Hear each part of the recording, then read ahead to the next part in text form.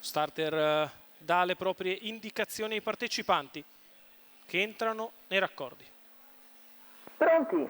1, 2, 3. Questa è valida con l'errore di Vamos OP e anche di Argo Spritz che si riprendono entrambi e risbaglia Argo Spritz. Numero E allora 1 Vamos Argo Spritz OP al squalificato. comando. Argo Spritz che finisce a tabellone per aver fatto 2 rotture, così Vamos OP in fuga da Creso Risaia TRGF.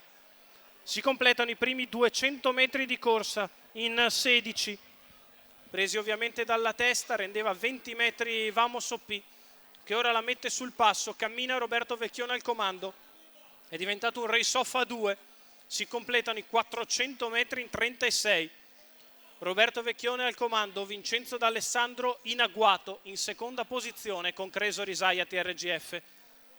Ora Roberto Vecchione rallenta un po' il ritmo sulla curva di sinistra con Vamos OP che completa i primi 600 in 46, viene al passaggio davanti alle tribune in vantaggio.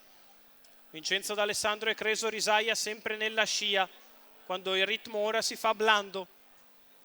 Rallenta per rendersi una volata più breve Roberto Vecchione, 38, 1-1-4 per i primi 800 metri di gara. Vamos OP in vantaggio, Creso Risaia che attende ancora, sarà lui a dare il via alle ostilità. E intanto una marcia di trasferimento al chilometro in 1.17.3 con una frazione in 16. Vamos OP che inizia ad allungare, Creso Risaia sempre lì nella sua scia che aspetta ancora per fare la mossa quando siamo a metà della retta opposta alle tribune.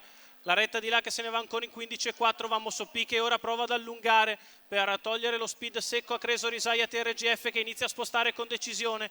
Vamos in vantaggio, Creso che è ancora lì, che attende il momento propizio. Vamos in vantaggio, Creso nella sua scia, Vamos OP che allunga, adesso Creso sposta con decisione, in vantaggio Vamos OP, Roberto Vecchione che si difende, non c'è partita, Roberto Vecchione vince per la terza volta il Super Frustino, il Tommaso Grassi Award 2023, va a casa Roberto Vecchione. 28,5 la chiusa svelta, 1.17.1 il ragguaglio preso sulla testa, non c'è stata partita. Vamos OP, Andrea Vitagliano al training per Vincenzo Vitagliano alla proprietà. Facile, successo. Una volta squalificato Argo Spritz si è ritrovato davanti Vamos OP che aveva sbagliucchiato all'uscita dai nastri. Un brivido lungo la schiena di Roberto Vecchione che con sagacia e freddezza l'ha ripreso al volo e nel finale si è staccato. Facile vincitore. Il Tommaso Grassi Award 2023 è di Roberto Vecchione e Vamos OP.